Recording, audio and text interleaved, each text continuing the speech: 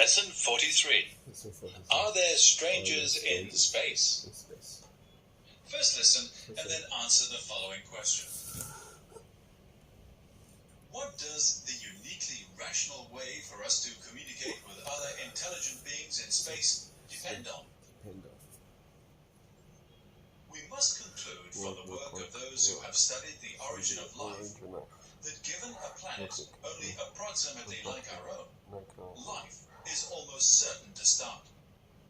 Of all the planets in our own solar system, we are now pretty certain the Earth is the only one on which life can survive. Mars is too dry and poor in oxygen. Venus far too hot, and so is Mercury. And the outer planets have temperatures near absolute zero and hydrogen-dominated atmospheres. But other suns, stars as the astronomers call them, are bound to have planets like our own.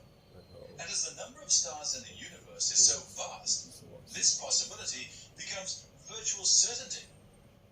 There are 100,000 million stars in our own Milky Way alone.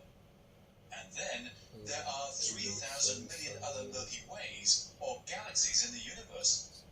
So the number of stars that we know exists is now estimated at about 300 million. Although perhaps only 1% of the life that has started somewhere will develop into highly complex and intelligent patterns, so vast is the number of planets that intelligent life is bound to be a natural part of the universe. If then we are so certain that other intelligent life exists in the universe, why have we had no visitors from outer space yet? First of all, they may have come to this planet of ours thousands or millions of years ago and found our then prevailing primitive state completely uninteresting to their own advanced knowledge. Professor Ronald Bracewell, a leading American radio astronomer, argued in Nature that such a superior civilization on a visit to our own solar system may have left an automatic messenger behind to await the possible awakening of an advanced civilization. Such a messenger, receiving our radio and television signals, might well retransmit them back to its home planet. Although what impression any other civilization would thus get from us is best left unsaid. But here we come up against the most difficult of all obstacles to contact with people on other planets: the astronomical distances which separate us. As a reasonable guess, they might, on an average, be 100 light years away. A light year is the distance which light travels at 186,000 miles per second in 1 year, namely 6 million miles.